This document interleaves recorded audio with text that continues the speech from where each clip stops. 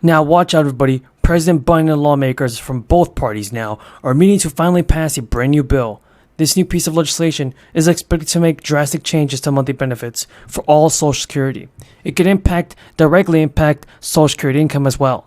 Social Security is one of the hottest topics this election season, and there are some big proposed changes coming. The White House released a 2024 budget proposal that included additional funding and benefits for Social Security and Medicare beneficiaries, while the Social Security Trust Fund is projected to be drained in 2034. The proposal doesn't anticipate cutting benefits for current recipients, with huge changes coming, a looming deficit, and high inflation. Social Security is going to be a focal point this summer, as lawmakers debate the budget proposal and try to protect retirement income for millions of people. Here are the 6 big changes to Social Security, everybody. This year saw one of the biggest jumps in Social Security payouts since the 80s, with inflation running red hot in 2022. The SSI increased the average payout to recipients by 8%. The new average Social Security monthly payment among all recipients is now estimated to be $1,900. This is a $146 increase over the previous average monthly payment of $1,700. New payments start at the beginning of 2023, and new retirees will see this reflected as well. And if you're looking to start claiming benefits this summer, expect a decent bump over previous projections, because in his 2024 budget proposal, Joe Biden reiterated that he will reject any proposal that's going to cut Social Security. The proposal, which spans 184 pages and covers lots of spending plans and states, the administration is committed to protecting and strengthening Social Security and opposes any attempt to cut benefits.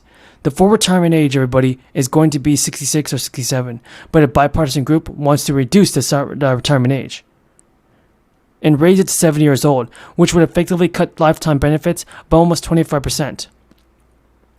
As part of the 2024 budget proposal, the Biden administration protects workers making less than $400,000 a year, stating that no one earning less than $400,000 a year will pay a penny in new taxes. But there are new taxes proposed for high-income earners and wealthy taxpayers as well. Medicare taxes will be increased on wealthy individuals. In addition, there is a proposed wealth tax on individuals worth over $100 million, leaving a 25% minimum tax on income. Another aspect of the proposed 2024 budget plan is a 10% increase, $1 billion to the annual operating budget of Social Security. This would vastly improve the customer service industry, helping so many people out. They want to pass a new bill, but they don't know how to do it. A standoff between House Republicans and Joe Biden over raising the nation's borrowing limit is here, and his administration officials are debating on what to do with the government if it runs out of cash to pay its bills. This includes one option that previous administrations had deemed unthinkable. The option is effectively a constitutional challenge to debt limit. Under the theory, the government would be required by the 14th Amendment to continue issuing new debt to pay bondholders, and now Social Security recipients, government employees, and others, even if Congress fails to relieve the debt limit before the so-called X date. That theory rests on the 14th Amendment clause stating that the validity of the public debt of the United States is authorized by the law and is not going to be questioned. Some legal scholars contend that language overrides the statutory borrowing limit, which currently caps federal debt at $30 trillion. And now the top economic and legal officials at the White House, the Treasury Department, and the Justice Department have made that theory a subject of tense and unsolved debate in recent months. It's unclear whether Biden is going to be supporting this or not. Still, the debate is taking on new urgency as the U.S. inches closer to default.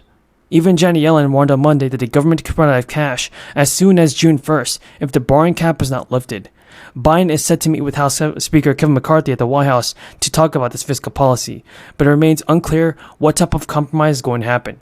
House Republicans have refused to raise or suspend the debt ceiling crisis until Biden accepts that spending cuts, fossil fuel supports, and a repeal of Democratic climate policies. Biden has said that Congress must raise that limit without conditions, though he has said he's open to separate discussions about the nation's fiscal path. A group of legal scholars also, and some activists, have pushed a constitutional challenge to the borrowing limit for more than a decade. Other legal scholars say the limit is constitutional. The president has repeatedly said it is the job of Congress to raise the limit. And now top officials, including Yellen and the White House press secretary, have sidestepped questions about whether they believe the Constitution would compel the government to continue paying its bills. We don't know what's going to happen if Congress can make this happen or not. And while Sanders acknowledged the microchip shortage, which is raising prices and costing workers their jobs, does pose problems for regular Americans, he maintained that handling corporations' money with no strings attached isn't the way to solve it. Sanders suggested that Congress should work with microchip companies to address workers' and taxpayers' concerns. The number of Americans applying for unemployment benefits last week hit its highest level in nearly 8 months, but the total number of those collecting benefits fell. Applications for jobless aid for the week ending July 9th rose by 9,000 to 244,000, and that is up from the previous week of 235,000. Last week, the Labor Department reported that employers added 372,000 jobs in June, a surprisingly robust gain and in line with the pace of the previous 2 months. Economists had expected job growth to slow sharply last month, given the broader signs of economic weakness. The unemployment rate remained 3.6% for a fourth straight month, matching a near 50-year low that was reached before the crisis struck in early 2020.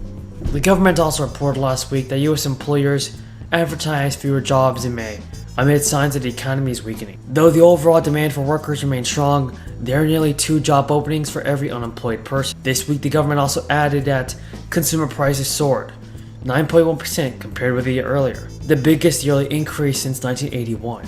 From May to June, prices rose 1.3%, another huge increase after prices had surged 1% from April to May. All of those figures reflect the unusual nature of the post-crisis economy.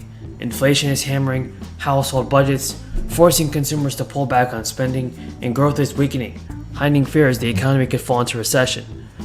In an effort to combat the worst inflation in more than 4 decades, the Federal Reserve raised rates by a half point in May and another 3/4 points increase last month.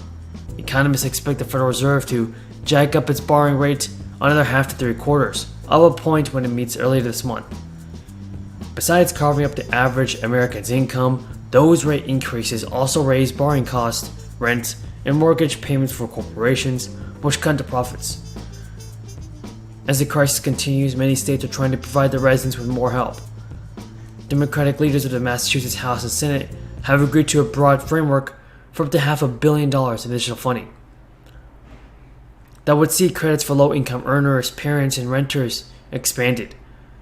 The deal comes on the heels of last week's announcement from House Speaker Ron Mariano that they would ask their branches to return roughly $500 million to taxpayers through rebate checks.